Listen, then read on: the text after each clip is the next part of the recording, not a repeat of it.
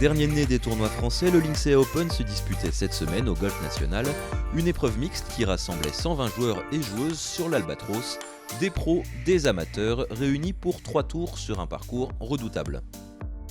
Tête d'affiche du tournoi, Antoine Rosner partait évidemment favori et le numéro 2 français a répondu présent. En tête depuis le premier tour, le 70e joueur mondial n'a jamais vraiment tremblé samedi. Rattrapé un temps au sommet du leaderboard par Alexandre Dédou, Rosner s'est envolé sur le retour avec 4 birdies pour rendre une dernière carte de -1. En -5 total, il l'emporte avec 7 coups d'avance sur David Ravetto et Frédéric Lacroix.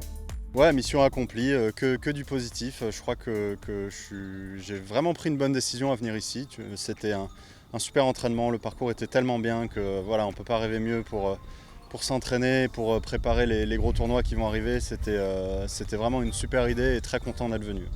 Le jeu il est plutôt bon, mais ça je le savais déjà. Maintenant j'avais envie de le tester un peu sur un parcours vraiment dur et dans des conditions un peu venteuses comme aujourd'hui, la pluie jeudi. Donc voilà, c'était un bon test et non, surtout très content de la manière dont j'ai pu préparer mes tournois qui arrivent. La suite du programme est en effet alléchante pour le Racing Man qui s'envole ce dimanche pour les États-Unis, direction le Texas pour le Byron Nelson. Première expérience sur le PGA Tour, ça va être super. Ensuite, semaine d'après USPGA, Kawa Island. Semaine de repos et ensuite Memorial, le parcours, le tournoi de Jack Nicklaus. Donc non, c'est un super calendrier à venir là, donc très content.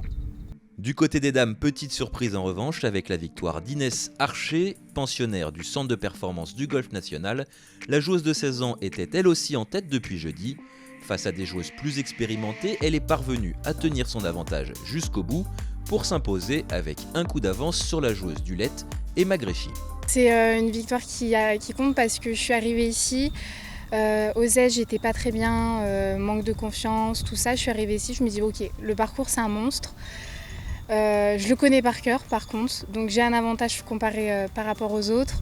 J'ai les coachs qui sont là pour moi, j'ai un environnement que j'aime, tout ça. Non, j'y suis allée franco. Je suis étonnée de moi en fait, clairement, parce que je me suis pas prise la tête tant que ça pendant toute cette semaine, parce qu'il y a aussi les attentes des gens. Et en plus hier c'était mon anniversaire, donc du coup je voulais bien jouer quoi.